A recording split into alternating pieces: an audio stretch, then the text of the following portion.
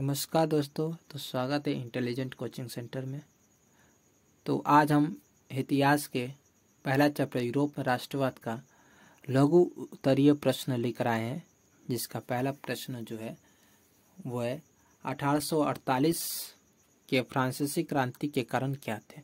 ठीक है, 1848 ईस्वी की क्रांति का मुख्य कारण लुई फिलिप की आंतरिक और बाह्य नीतियाँ थी। ठीक है, लुई फिलिप ने जो है आंतरिक और बाह्य नीतियाँ बनाई थी, वो 1848 की क्रांति का मुख्य कारण था। ठीक है, जिसके कारण फ्रांस में जो है लुई फिलिप का शासन चल रहा था वो अलोकप्रिय हो गया। 1848 में फ्रांस में जो क्रांति हुई वो केवल फ्रांस तक ही सीमित नहीं रही, इस क्रांति की चपेट में पूरा यूरोप आ गया। मतलब कि 1848 में जो फ्रांस में क्रांति हुई उसकी चपेट में जो है पूरा यूरोप जो है आ गया था। ठीक है, दूसरा प्रश्न, इटली और जर्मनी के एकीकरण में ऑस्ट्रिया की क्या भूमिका थी। ठीक है, ऑस्ट्रिया ने जो है इटली और जर्मनी के एकीकरण में क्या भूमिका निभाई। तो क्या है इटली के, ठीक है, इटली और जर्मनी के एकीकरण में ऑस्ट्रिया बहुत बड़ा बाधक था। ठीक है ना, सबसे बड़ी बाधा ऑस्ट्रिया, जर्मनी और इटली के एकीकरण में कौन था? ऑस्ट्रिया था। 1830 ईस्वी में क्रांति के बाद इटली में आंदोलन होना प्रारंभ हो गया। 1830 की क्रांति के बाद क्या हुआ? इटली में आंदोलन शुरू हो गए थे, लेकिन ऑस्ट्रिया के चांसलर मेटरनिक्स द्वारा आंदोलन को दबा दिया गया, जिससे इटली का एकीकरण धीमा पड़ गया। और इसी प्रकार जर्मनी में भी मेटरनिक्स द्वारा राष्ट्रीय आंदोलनों को दबाया जा रहा था। मतलब कि 1830 में जब फ्रांस की क्रांति हुई, ठीक है, तो उसके बाद जो इटली में भी आंदोलन शुरू होना प्रारंभ हो गया, आंदोलन होना प्रारंभ हो गया, इटली में भी आंदोलन शुरू हो गया। लेकिन क्या होता है कि जो ऑस्ट्रिया का चांसलर है मेटरनिक्स, क्या है, ऑस्ट्रिया का जो चांसलर मेटरनिक्स द्वारा आंदोलन को दबा दिया गया, आंदोलन को जो है दबा दिया गया, जिसके कारण इटली का जो एकीकरण जो है धीमा पड़ गया। और ऐसा ही काम जो मेटरनिक्स ने जर्मनी में भी किया, आंदोलन को क्या कर दिया? दबा दिया। ठीक है, तीसरा प्रश्न जो है यूरोप में राष्ट्रवाद को फैलाने में नेपोलियन बोनापार्ट किस तरह सहायक हुआ। ठीक है, तो यूरोप में राष्ट्रवाद की भावना के विकास में नेपोलियन बोनापार्ट का महत्वपूर्ण योगदान था। नेपोलियन बोनापार्ट ने जर्मन देश को जीतकर राइन संघ का निर्माण किया था, और यहीं से जर्मनी में राष्ट्रवाद की भावना बढ़ने लगी थी। धीरे धीरे यूरोप के अन्य क्षेत्रों में फैलने लगा था। नेपोलियन ने क्या किया था?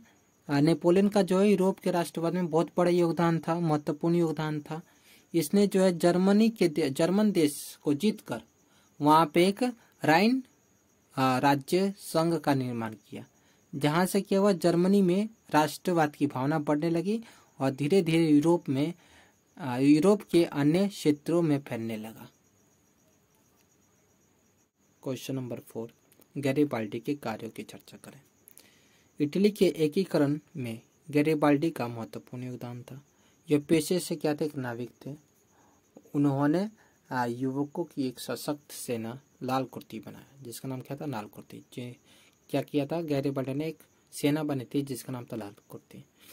इन सैनिकों को लेकर इन्होंने सिसिली और नेपल्स नाम के 2 राज्य हैं, ठीक है, उनको जीतकर वहां गणराज्य की स्थापना की। ठीक है, सिसिली और नेपल्स को जीतकर जो है वहां क्या कर दी? गणराज्य की स्थापना कर दी।